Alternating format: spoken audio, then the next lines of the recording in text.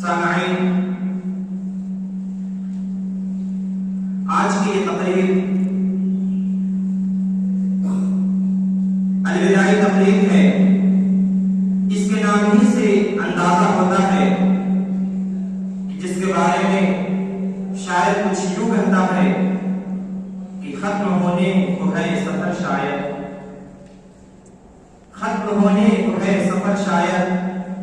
پھر ملیں گے کبھی مگر شاید، اداس کیا ہونا بدحواس کیا ہونا، اداس کیا ہونا بدحواس کیا ہونا، پھول کا تو مقدر ہے ڈالی سے جدا ہونا۔ سامعین با تقریر، آج کی یہ محفل ایک طرف اپنی تمام تر جلوہ سامعینوں کے ساتھ پرکیف اور پرمسرت ہے اور فرحت و شادمانی کا مظہر ہے، تو دوسری طرف رنج و غم، کرب و الم، یاس و خنود اور غم و اندوہ کا سما بنا ہوا ہے۔ شبنم بھری آنکھیں ہیں تو بے حال ہے غم سے، بیزار سی لگتی ہے یہ خوشیاں اب ہم سے، یہ فصل بہاراں ہے مگر رنگ خزاں ہے، یہ فصل بہاراں ہے مگر رنگ خزاں ہے، اب وقت مسرت ہے مگر چین کہاں ہے، ہر گام ہی پیروں تلے پھولوں کو بچھایا، چلنا نہیں آتا تھا ہمیں چلنا سکھایا، اب تجھ سے جو بچھڑے ہیں تو پھر چین کہاں ہے، بس خانے دل میں تو فقط آہو فغاں ہے،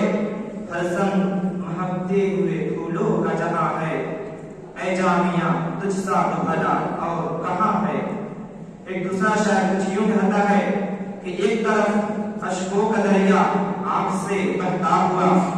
ایک طرف اشکوں کا دریا آنکھ سے بہتا ہوا، ایک طرف بےتاب دل پہلو سے نکلا جائے ہے۔ یہ میں کہا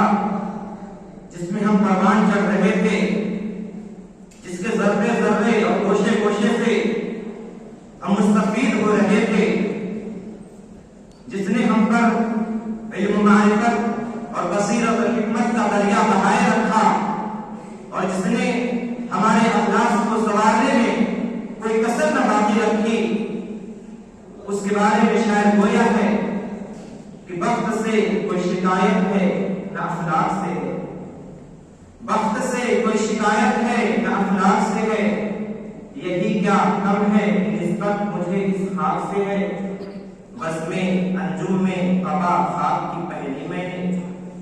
بزم انجم میں قبا خاک کی پہلی میں نے، اور میری ساری فضیلت اسی پوشاک سے ہے۔ میں اپنی باتوں کو ذرا بھول نہ دیتے ہوئے منزل مقصود کی طرف آتا ہوں اور پروگرام کا باضابطہ آغاز کرنا چاہتا ہوں،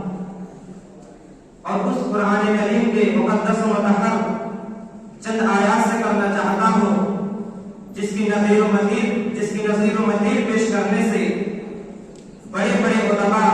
فصحاء اور بلغاء عاجز و قاصر رہے، اور تا قیامت نہ ہی یہ کسی کے بس کی بات ہے جو ظلمات سے نکالنے والا